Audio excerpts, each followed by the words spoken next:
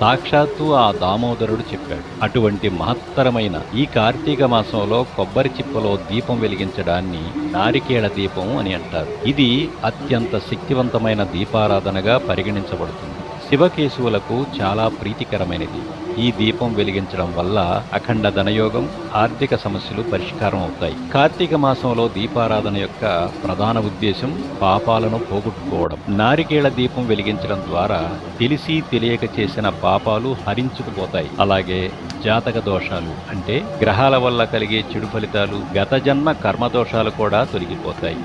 ఈ దీపం వెలిగించే వారికి జీవితంలో ఉన్నత స్థాయి లభిస్తుందని, కోరిన కోరికలు నెరవేరి అష్టైశ్వర్యాలు లభిస్తాయని నమ్మకం. దీపం కాంతి అజ్ఞానాన్ని, చీకటిని తొలగించి శుభాన్ని సూచిస్తుంది.